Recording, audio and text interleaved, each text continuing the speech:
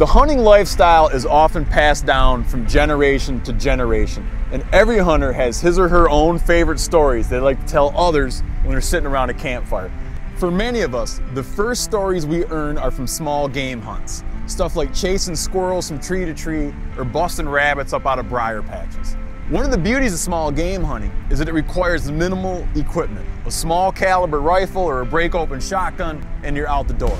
You don't need high-end apparel, sophisticated optics, or bank-breaking backpacks.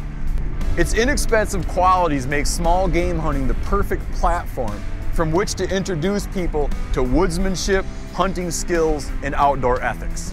For most of our nation's history, gaining access to hunting grounds was as easy as knocking on someone's door. And this was especially true for small game, where access was assumed unless it was expressly denied.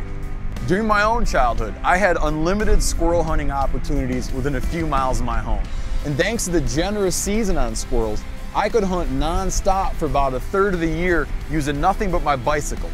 All of that has changed dramatically in the last 20 years. The squirrel lands that I used to hunt on have been destroyed and replaced by vinyl-sided homes.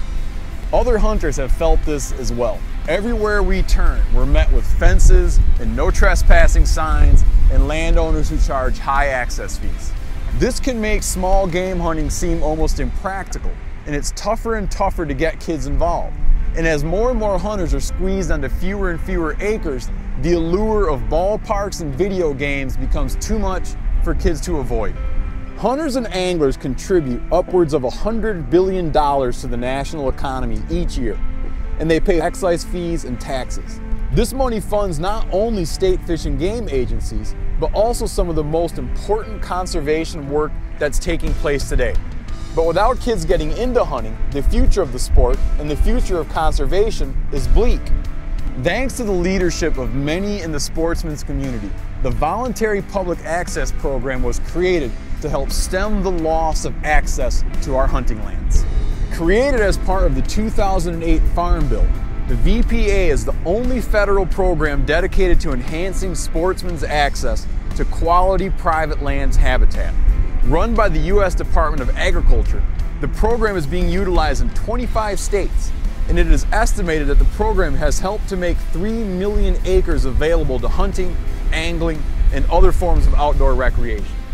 But like so many other initiatives that are important to sportsmen, voluntary public access has been shortchanged by Congress, which provided it zero funding in 2012.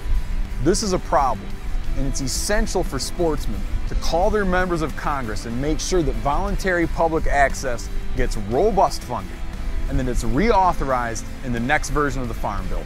Tell them that the program helps get kids off the couch and into the woods, and that the future of hunting, angling, and conservation work might very well depend on their support.